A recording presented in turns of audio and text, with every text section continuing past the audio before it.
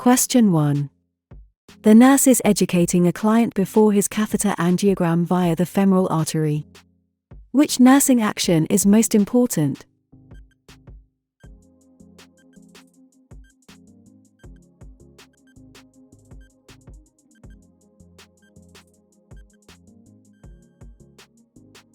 A. Verify the client has no allergies to iodine or shellfish.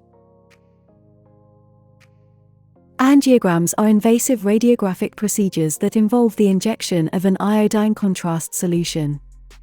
It is essential that a possible allergy to the dye be verified.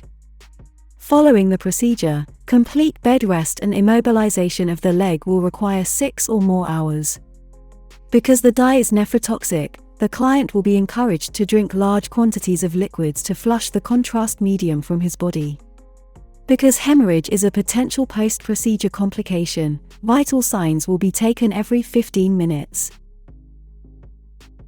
Question 2. Parents bring their 2-year-old to the emergency department after the child sustained a burn when grabbing a parent's cup of hot coffee and spilling it down their chest. The child is treated and discharged to home. When the nurse reinforces discharge teaching, which of the following statements by the parents indicates understanding of the instructions?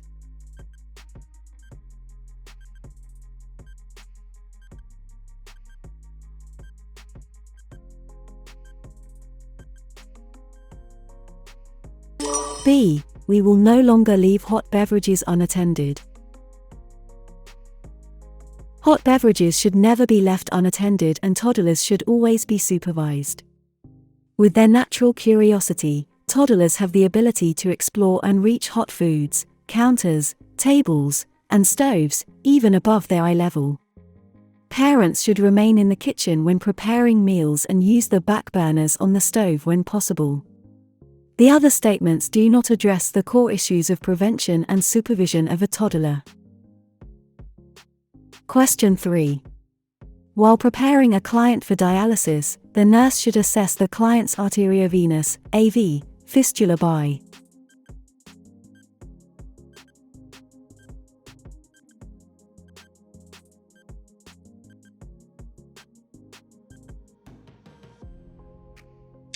C. Palpating for vibration.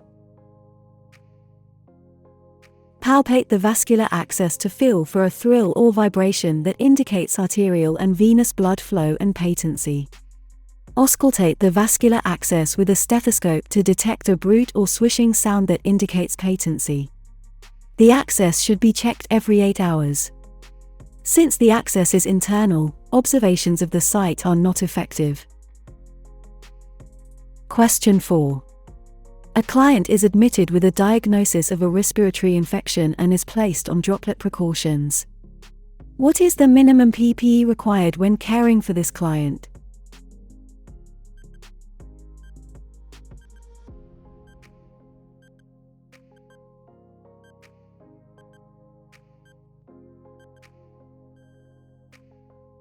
C. Gloves, disposable surgical mask.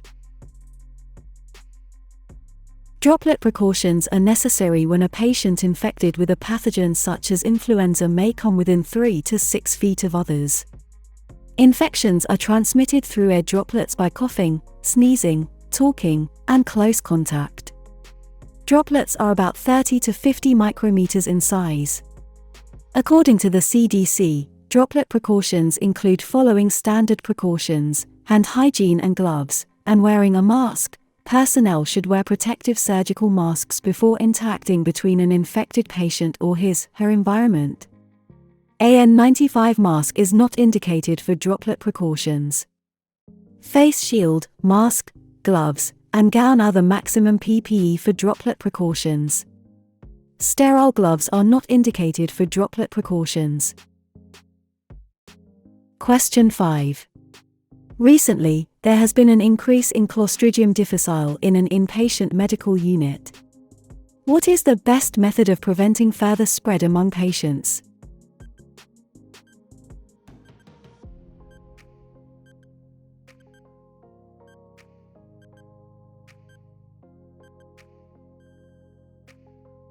B. Reinforce consistent hand hygiene.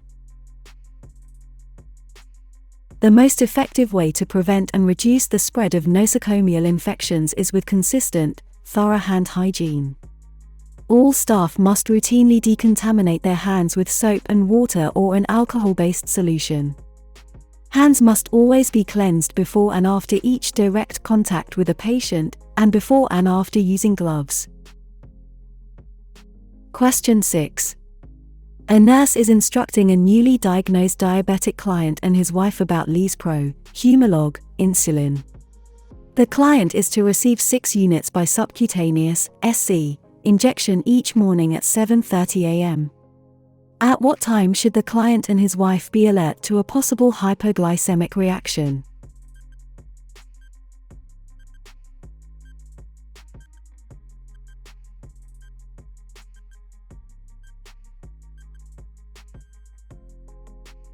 A. 8:30 a.m. Lispro, Humalog, is a fast-acting insulin. Onset starts 15 minutes after injection and peaks at 30 to 90 minutes, with a duration of 3 hours. A hypoglycemic reaction is most likely to occur at peak time. For this client, the time would be 8:30 a.m. Question 7. A new RN observes their preceptor irrigating a PICC line and suspects that a septic technique has been broken. Which action is most appropriate?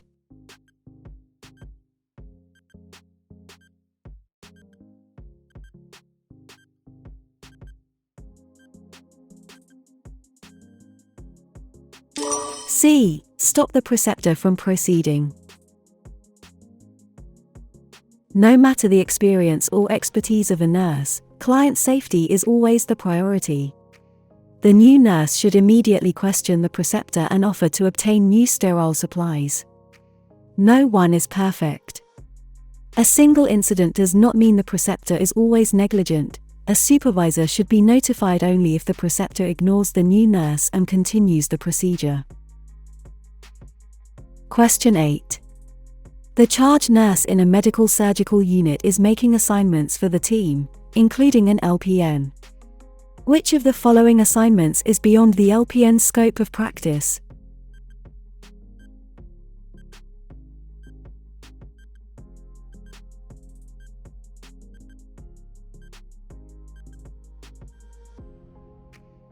A. Creating a nursing care plan. Registered nurses have critical thinking and advanced skills that are necessary for understanding and developing nursing care plans.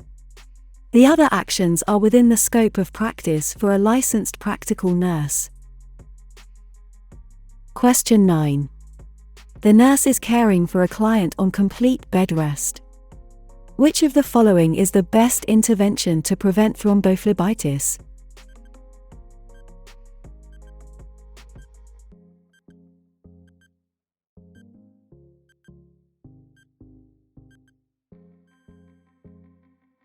B. Perform leg exercises every 3 to 4 hours. Thrombophlebitis is an inflammatory process that causes a blood clot to form and block one or more veins, usually in the legs. Leg exercises such as contracting muscles and rotating the feet can increase circulation. Massaging the client's calves could dislodge a blood clot. Limiting fluid intake can increase blood viscosity.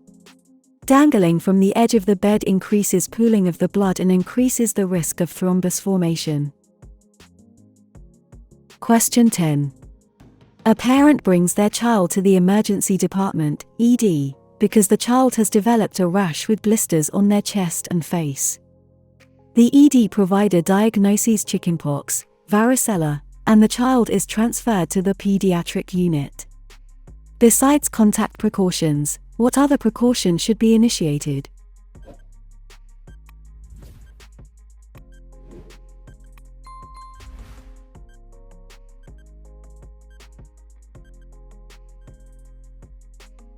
B. Airborne. Besides contact precautions for a client with varicella, airborne precautions should also be initiated. Besides direct contact, varicella is transmitted in airborne droplets and LT, 5 microns. Chickenpox, varicella, is a highly contagious disease caused by the varicella zoster virus. It causes an itchy rash with small, fluid-filled blisters. And NBSB. The rash first appears on the chest, back, and face, then spreads over the entire body. About 250 to 500 blisters can develop. Standard precautions are used for every client interaction. Droplet precautions are used to prevent the spread of pathogens that are passed through respiratory secretions and do not survive for long in transit. Bloodborne precautions treat all blood and body fluid spills as if they were infectious. Question 11. The healthcare provider, HCP, writes admission orders for a client with a diagnosis of suspected meningococcal meningitis. Which of the following admit orders is the priority?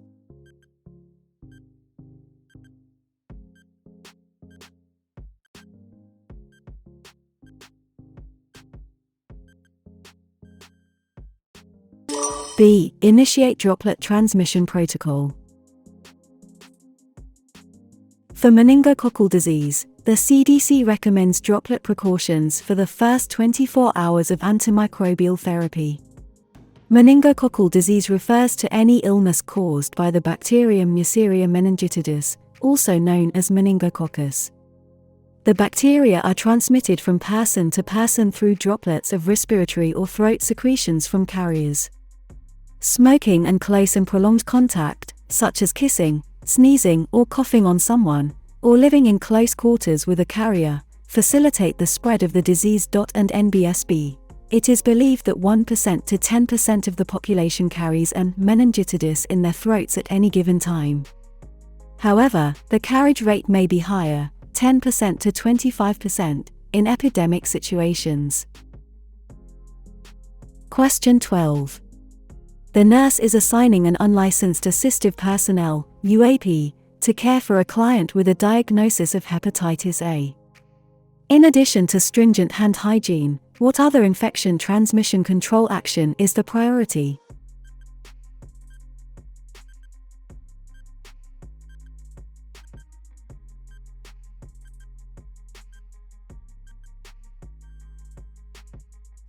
C. Wear latex gloves when handling or emptying a bedpan. The transmission of hepatitis A is mainly fecal-oral.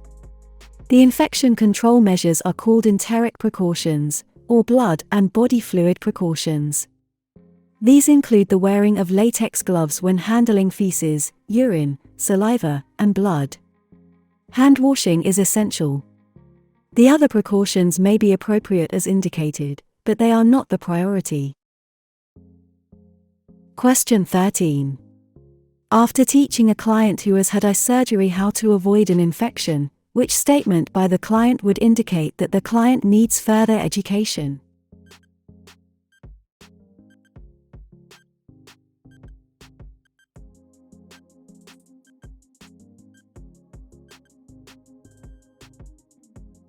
B. I'll wear an eye patch for 3 days after my surgery.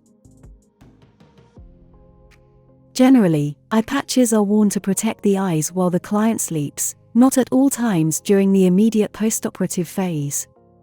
The other statements are correct. Question 14. Parents bring their 4-year-old son to the emergency department. They report that he seemed to be improving from an infection but has suddenly become much worse. The provider suspects sepsis. Which of the following is one of the first signs of pediatric sepsis?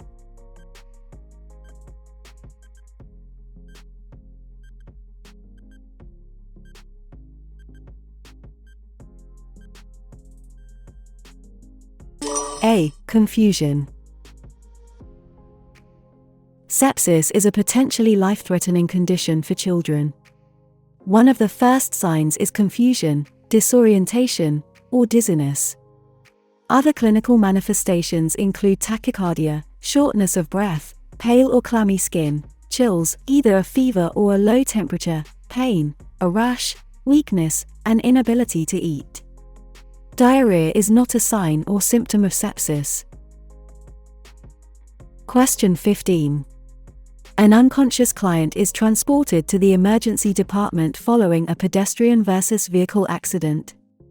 During the initial assessment, the nurse observes apparent severe trauma to the left eye. How should the nurse position the client?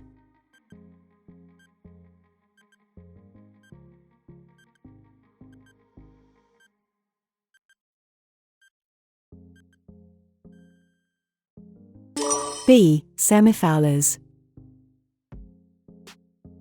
At this point, the extent of the trauma and possible penetration by a foreign object have not been determined. The nurse should place the client in a semifouler's position with the head supported, to prevent further injury. A supine position could allow a potential penetrating object to advance. Side lying can increase intraocular or intracranial pressure. Trendelenburg is absolutely contraindicated. Question 16. The maximum cuff pressure for an endotracheal tube, ETT, is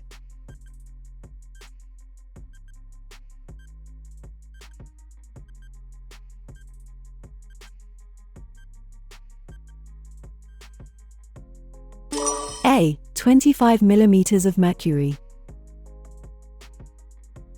The reported safe maximum cuff pressure for an ETT is 25 mm of mercury, although some sources list 20 to 30 mm of mercury. 15 mm of mercury can increase the risk of aspiration. 35 mm of mercury and 45 mm of mercury can lead to erosion of the trachea. Question 17. A school nurse gives teachers and staff an in-service on how tuberculosis, TB, is transmitted. Which of their statements indicates an understanding of the material being taught?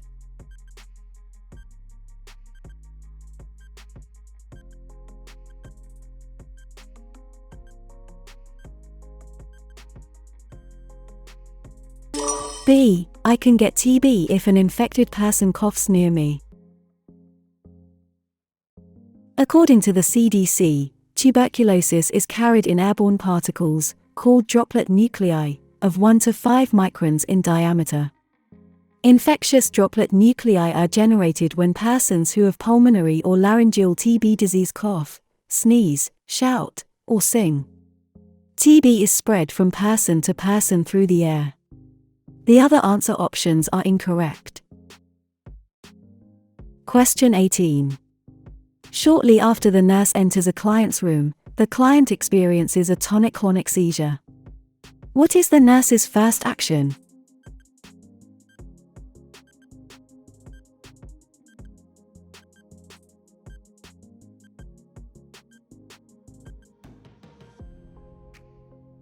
B. Turn the client onto their side.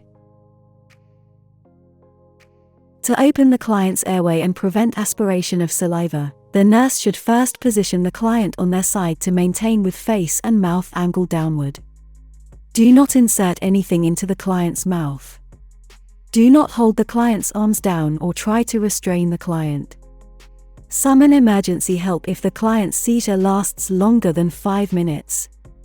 The Epilepsy Foundation recommends remembering the cues: stay safe, side, stay with the person, make sure the person is safe, turn the person on their side. Question 19. A 69-year-old female is admitted for pneumonia caused by gram-positive bacteria. Which of the following is a gram-positive bacterium?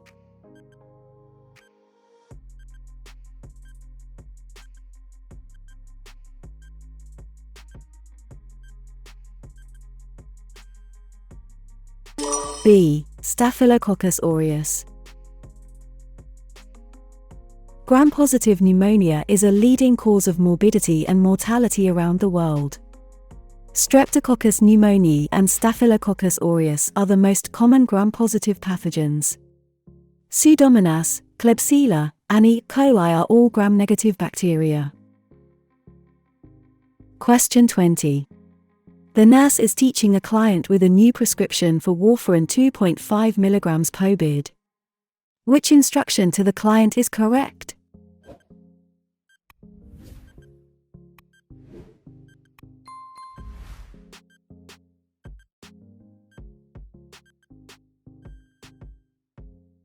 B. Carry a medication alert card or wear a bracelet at all times.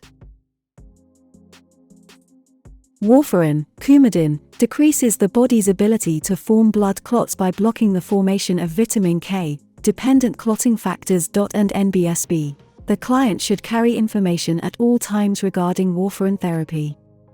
The other actions are incorrect and contraindicated when taking warfarin. Question 21. The healthcare provider, HCP, prescribed ambulation QID for a client who had undergone major abdominal surgery 2 days ago. The nurse assisted the client on the first postoperative day. Today, the nurse assigns the task to the unlicensed assistive personnel, UAP. Which of the following instructions to the UAP is correct?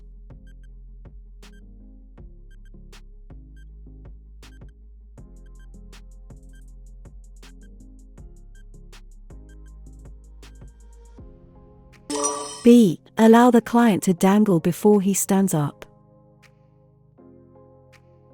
To prevent orthostatic hypotension, clients should dangle, sit at the edge of the bed, before attempting to stand. Standing quickly can cause a sudden drop in blood pressure, resulting in dizziness or fainting. A gait belt should not be used on a client who has recently had abdominal surgery. The UAP should not ambulate a client who reports feeling dizzy. Standing for 2 minutes before starting to walk is unnecessary and tiring for the client. Question 22. While clients at an assisted living facility are eating in the common dining area, the nurse sees a client grabbing his throat. What is the nurse's first action?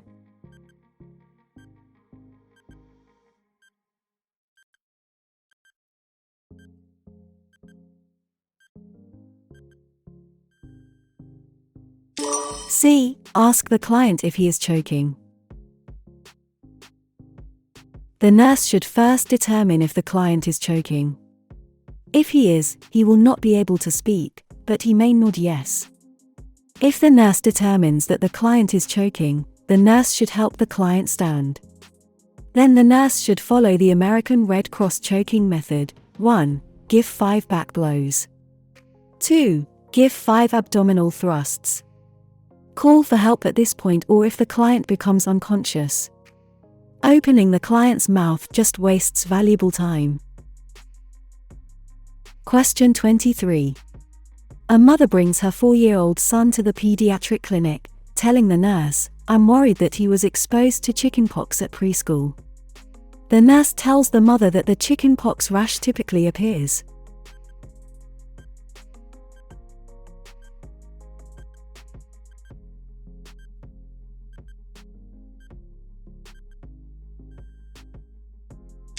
C. First on the chest and back and then spreads out. Chickenpox first appears on the chest and back as a red rash and then as tiny blisters that turn into scabs. The rash can come in several waves, not in a single occurrence. A rash that appears first on the neck and then spreads downward is characteristic of rubella and rubella. A slapped cheek rash is characteristic of roseola. Question 24. When educating parents who intend to bottle feed their baby, the nurse teaches them of the risks of propping the bottle. Besides choking, what other risks should the parents be aware of?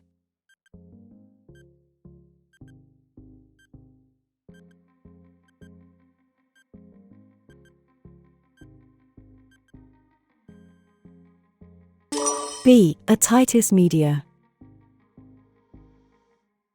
Otitis media is a risk because the eustachian tube is short and straight in infants. If the formula collects at the back of the baby's throat, it can produce bacteria that can enter the middle ear via the nasopharynx, resulting in an infection. Tonsillitis is the result of pharyngitis. Sialadenitis is infection of the salivary glands, usually caused by Staphylococcus aureus or mumps. Conjunctivitis is an eye infection and is not associated with propping the bottle. Question 25. Which of the following crutch gaits is not appropriate for an elderly client?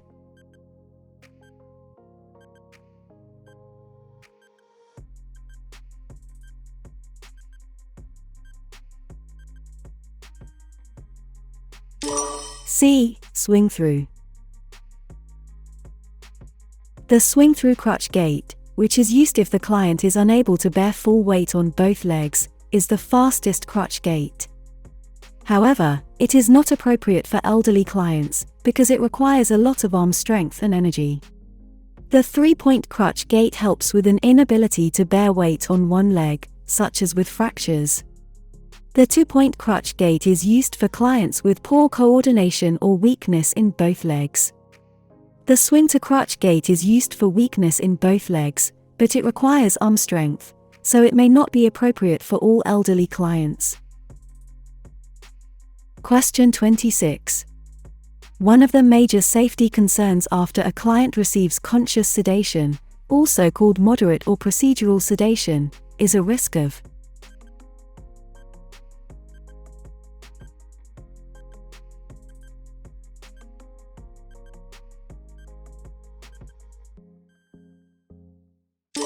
C. Falls or accidents. Conscious sedation, moderate or procedural sedation, is a combination of medicines to relax, a sedative, and to block pain, an anesthetic, during a medical or dental procedure. Conscious sedative is rapid in terms of its actions and it is relatively rapid in terms of the client's return to their pre-anesthesia state. However, the client remains at risk for falls and other accidents until they have fully recovered. The other options are not related to conscious sedation. Question 27. The nurse prepares a talk on causes of poisoning in the United States. What is the primary cause of unintentional poisoning?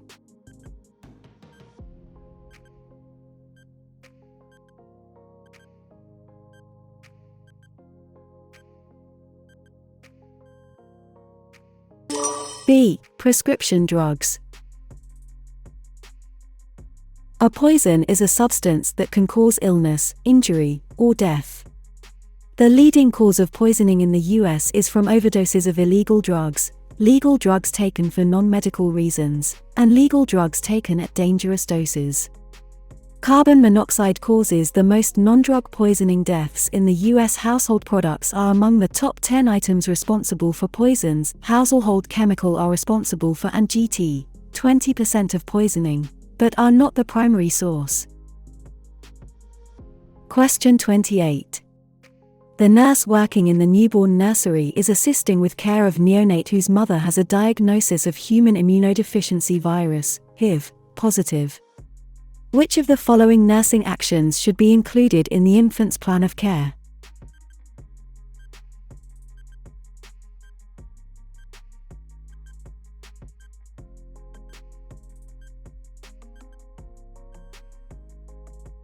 A. Administer HIV medication stat. Strict standard precautions are used to care for an infant who has been exposed to HIV infection. HIV plus mothers should not breastfeed unless the healthcare provider, HCP, has indicated otherwise. HIV testing is recommended for all infants born to mothers with HIV at 14 to 21 days of life, at 1 to 2 months, and again at 4 to 6 months.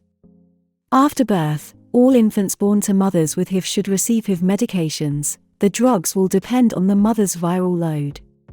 These should be given as soon as possible after birth, preferably within 6 hours of delivery. Question 29. On her day off, a nurse meets friends for lunch. A customer at another table collapses with violent convulsions and rigid muscles before becoming unconscious. The nurse recognizes this seizure as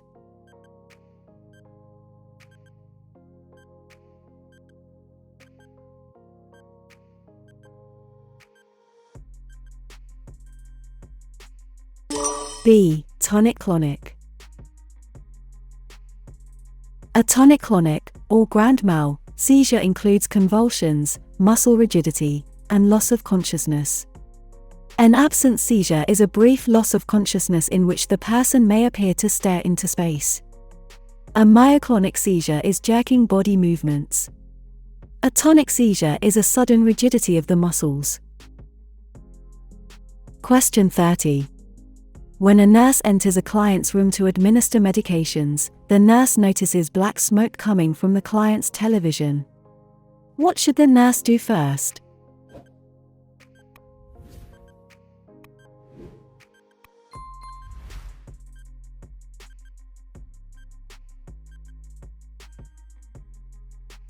C. Remove the client from the room. Use the acronym RACE when encountering a fire or smoke. R. The nurse should first remove the client from the room. A. The nurse should activate the nearest alarm. C. The nurse should contain the fire by closing the client's door. E. The nurse should extinguish the fire with the appropriate fire extinguisher, or escape if this isn't possible.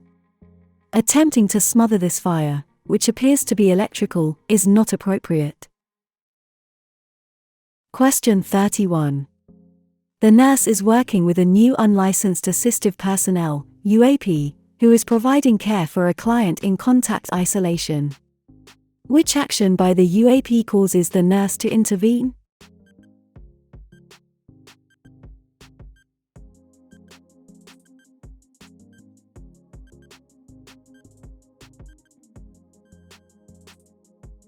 A. The UAP leaves the room to doff gloves and gown. The nurse should intervene when the UAP leaves the room wearing PPE, because pathogens are now outside the client's room. The other actions by the UAP are appropriate. Question 32. After having been hit by a car, a female patient is transported to the emergency department. A chest tube is placed in the right pleural space to re-expand her collapsed lung, using a closed chest drainage system. What is the purpose of the system's water seal?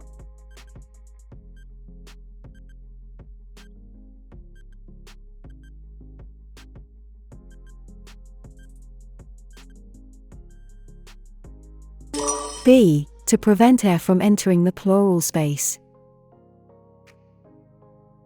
The middle chamber of a traditional and NBSB, chest drainage and NBSB, system is the NBSB, water seal. The main and NBSB, purpose of the water seal and NBSB, is to allow air to exit from the pleural space on exhalation and prevent air from entering the pleural cavity or mediastinum on inhalation. Question 33. The parent of a 2-year-old calls the pediatric clinic after discovering the child has ingested some lye-based cleaner. Which of the following is the nurse's correct recommendation?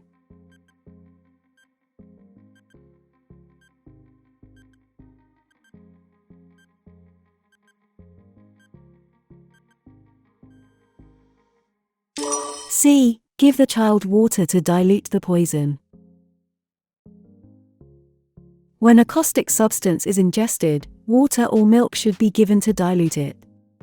Vomiting should not be induced. Vomiting would expose the esophagus to the substance a second time and risk aspiration as well. Taking the child and the substance to the emergency room interferes with essential immediate action. There is no indication here that the child has stopped breathing. Question 34. The nurse is providing education to a client who is starting on a prescription for acyclovir as the treatment for herpes simplex virus type 2, HSV2. Which of the following statements by the client shows an understanding of the medication?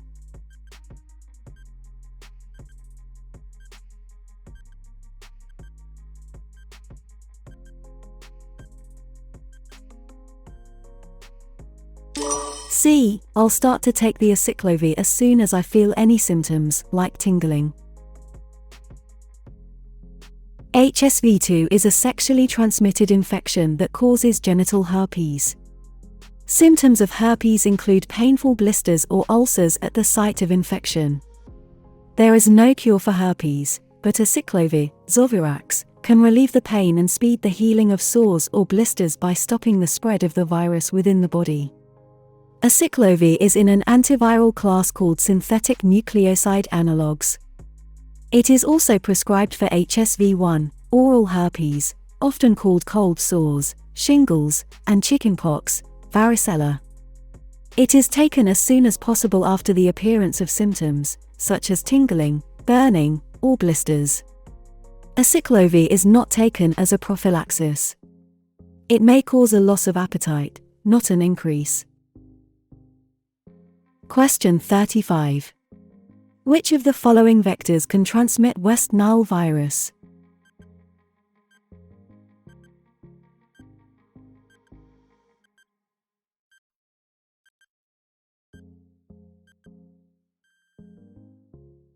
A. Mosquito. West Nile virus is transmitted by the mosquito Culicidea culex. Malaria is transmitted by Culicidea anopheles. Fleas carry tungiasis and the plague. Ticks transmit Lyme disease and tick-borne encephalitis. Black flies carry river blindness. Question 36. A 12-year-old child has a drowning experience with submersion for about 10 minutes. EMS resuscitates and transports the child to the hospital. The nurse knows that the organ most likely to sustain irreversible damage is the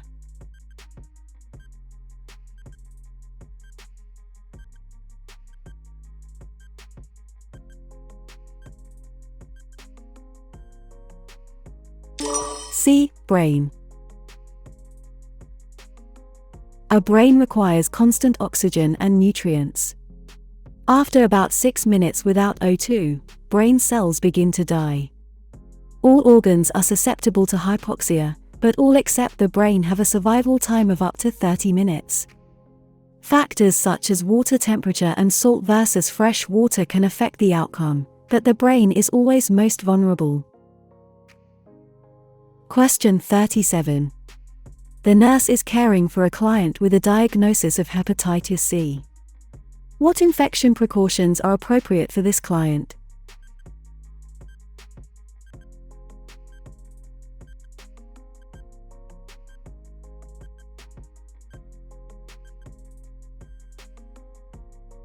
B. Standard precautions.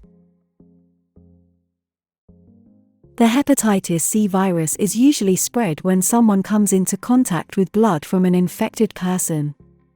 Avoiding occupational exposure to blood is the primary way to prevent transmission of bloodborne illnesses among healthcare personnel. And NBSB, depending on the medical procedure involved, according to the CDC, standard precautions may include the appropriate use of personal protective equipment, e.g., gloves, masks, and protective eyewear. Question 38. The home health nurse visits a client with a diagnosis of dementia. The family tells the nurse that the client has been wandering around the house every night, and he left the house 2 nights ago. Now they are worried it could happen again. What is the nurse's best response?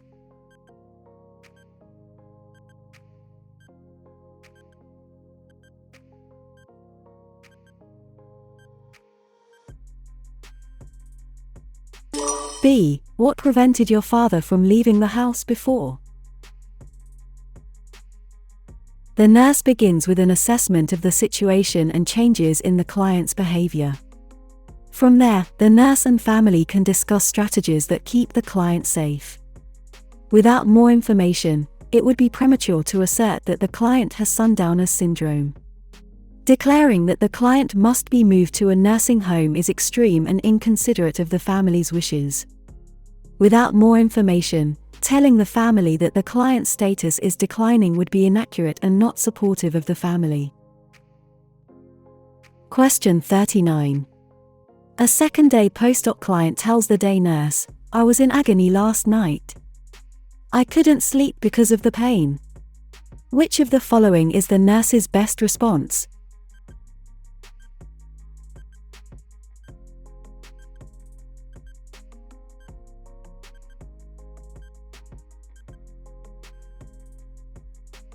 B. Your pain doesn't seem to be well controlled. The best response is the one that shows the nurse is listening to the client's concerns. Restating the message is therapeutic. Avoid saying should or blaming the client for not doing something. Feeling sorry for the client lets the client be a victim, which is not helpful. Question 40. When using an alcohol-based hand sanitizer, the Centers for Disease Control and Prevention, CDC, recommends which minimum percentage of alcohol?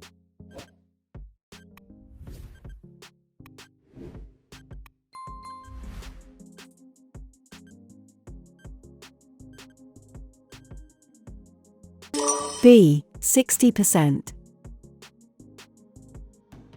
For general use of alcohol-based hand sanitizers, the CDC recommends a minimum of 60% alcohol. The CDC also states 60% alcohol is sufficient for COVID-19. To properly use hand sanitizer, 1. Put enough sanitizer on hands to cover all surfaces. 2. Rub hands together until they feel dry. This should take around 20 seconds. Question 41. The pediatric nurse is caring for a 5-year-old boy with a diagnosis of a subdural hematoma, secondary to falling out of his top bunk bed. The nurse observes that he has a runny nose.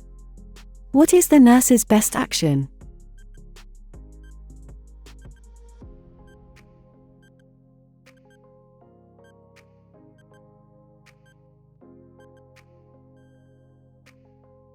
A. Test the discharge for glucose.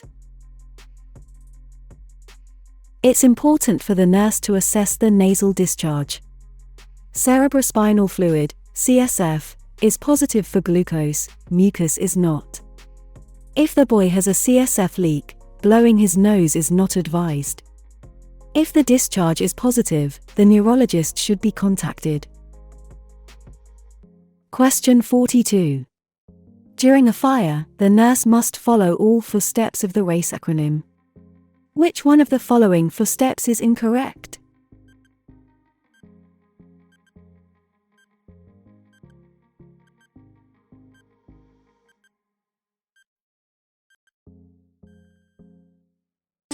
B. E equals evaluating. The RACE acronym is a way of remembering the proper steps in the event of a fire. A equals rescue all those in danger, clients, visitors, and staff. A equals activate the fire alarm. C equals contain the fire in the smallest possible area by closing doors and windows. E equals extinguish the fire if it is small enough, or evacuate if the fire is large. Question 43. The nurse is admitting a child scheduled for a hernia repair. When obtaining the child's medical history, the nurse lists the following allergies. Which of these is most important for the nurse to document in the medical record and flag in the system?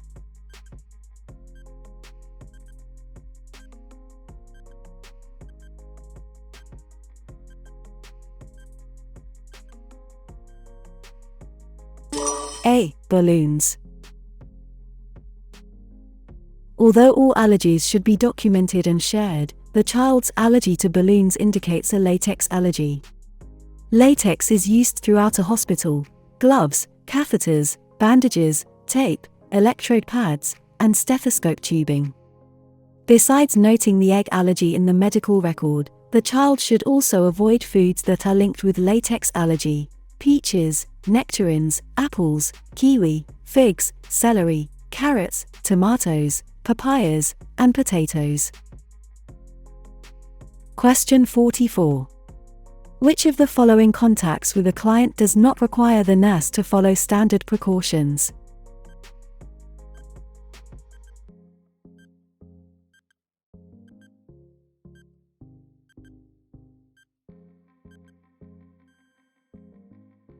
B. Sweat.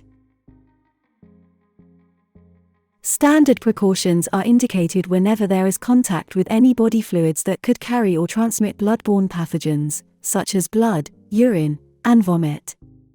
Sweat and intact skin do not require standard precautions. Question 45. In which of the following periods of infection is there susceptibility to developing a secondary infection?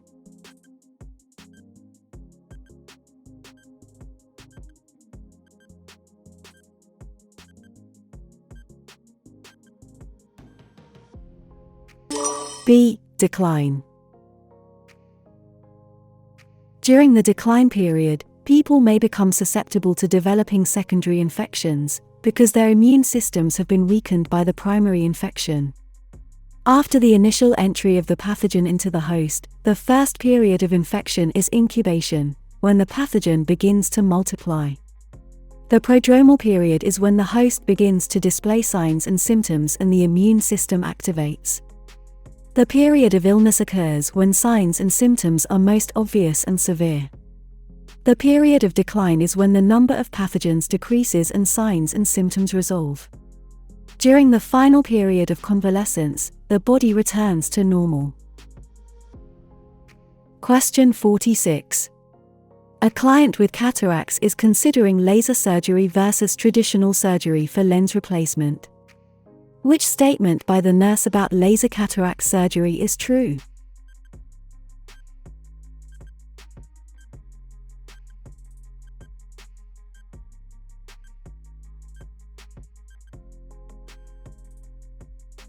D. Corneal swelling is often reduced. Corneal swelling is reduced with laser surgery, leading to faster healing and return of vision. A study published in the Journal of Cataract and Refractive Surgery found that those who had undergone laser surgery had slightly better vision after the procedure than those who had undergone conventional surgery. Preoperative sedation is still indicated to reduce the client's anxiety. Not every type of insurance covers laser surgery. Question 47. Which is the correct sequence for using a fire extinguisher?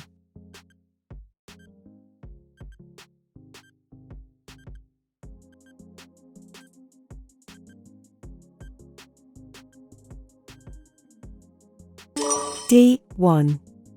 Pull the pin. 2. Aim the nozzle. 3. Squeeze the handle. 4. Sweep side to side. Remember the acronym PASS when using a fire extinguisher. Always pull the pin first, then aim the nozzle at the fire. Start to squeeze the handle and sweep side to side. The other answer options are not in the proper sequence. Question 48. Admissions notifies the charge nurse of 4 upcoming admits. Which client diagnosis will require contact precautions?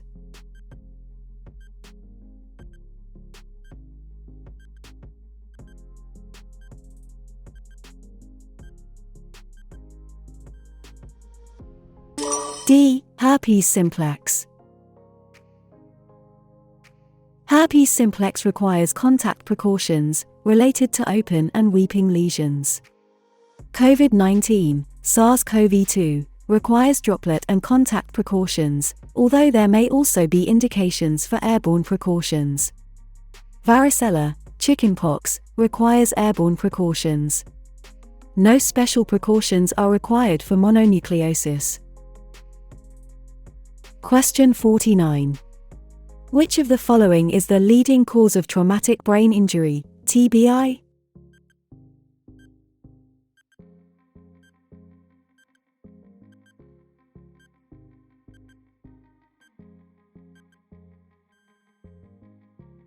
D. Falls of any type. 48% of traumatic brain injuries, TBIs, are caused by falls. Struck by against accounts for 15.5% of TBI diagnoses, motor vehicle accidents account for 14%, and gunshot wounds to the head account for 10%. Question 50. A client presents to the emergency department with complaints of stomach cramps, nausea, vomiting, and diarrhea. The client tells the nurse that the symptoms began several hours after eating at a restaurant. Which question by the nurse will be most useful in determining if the client has a foodborne illness?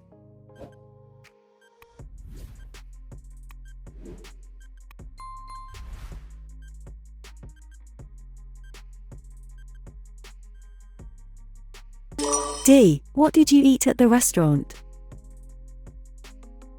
The nurse should first ask the client what they had to eat. Different pathogens can contaminate food, so the treatment will be different, depending on the pathogen. Contaminated food may not appear or smell different. Asking about prior episodes does not impact this event. Taking a medication does not solve the issue of a pathogen causing this episode. Food poisoning, also called foodborne illness, is caused by eating contaminated foods. Raw or undercooked foods of animal origin are most likely to be contaminated: meat, poultry, eggs, shellfish, and unpasteurized milk. Fruits and vegetables can also be contaminated. Question 51. All of the following are signs of an infected wound except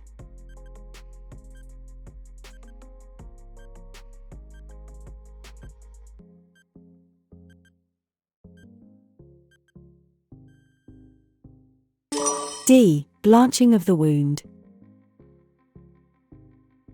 Redness is a sign of wound infection, not blanching.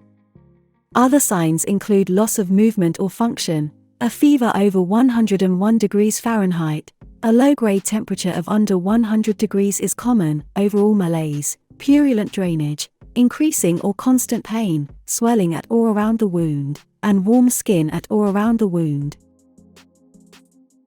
Question 52. An oncology nurse is with an adult client when a code pink, infant abduction, is called. What is the nurse's best action?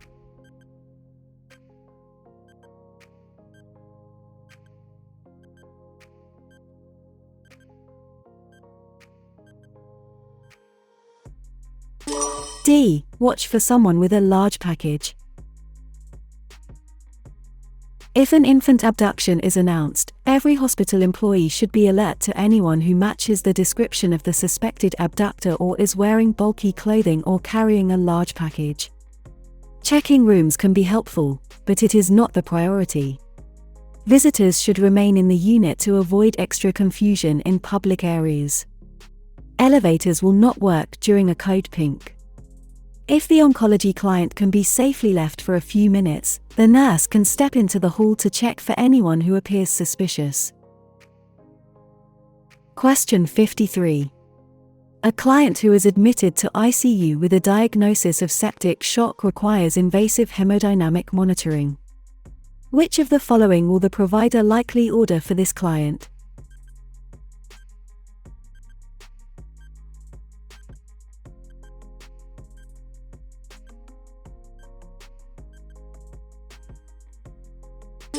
D. Swan-Ganz catheter.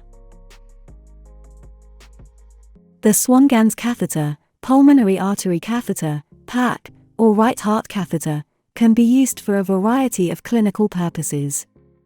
Interpreting hemodynamic data is important for the diagnosis and management of a range of conditions including shock and pulmonary artery hypertension. Hemodynamic changes play a central role in septic shock. Monitoring the client's circulation is essential for evaluating the severity and course of the syndrome and its response to treatment. Conventional hemodynamic monitoring in septic shock pertains to invasive, mostly continuous measurements of arterial blood pressure and pressures in the lesser circulation, central venous, pulmonary arterial, and capillary wedge pressures, and intermittent measurement of cardiac output. A PICC line is used for long-term intravenous, for antibiotics, nutrition or medications, and blood draws. A portacath is an implanted venous access device for clients who need frequent or continuous administration of chemotherapy. An arteriovenous (AV) fistula is a blood vessel made wider and stronger by a surgeon to handle the needles that allow blood to flow out to and return from a dialysis machine. Question 54. The occupational nurse meets with a client who is returning to work with a MRSA wound. Which of the following actions will not prevent transmission of the infection?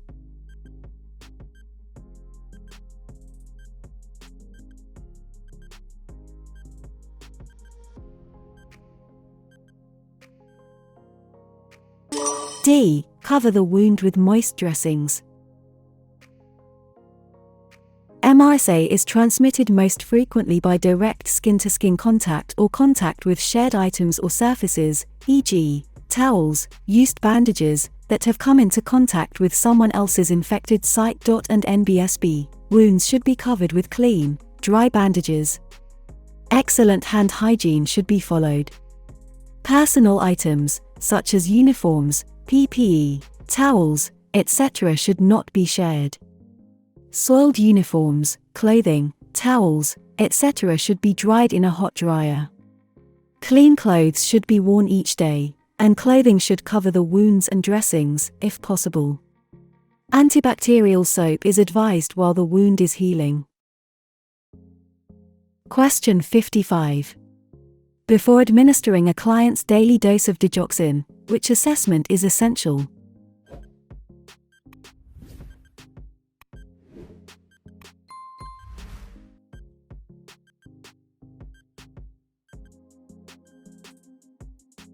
D. Heart rate. Because digoxin affects cardiac conduction, the nurse must obtain an accurate apical or radial pulse by measuring for 1 full minute. If the heart rate is below 60 bpm, the dose of digoxin is held. The other measurements are not directly related to administering digoxin.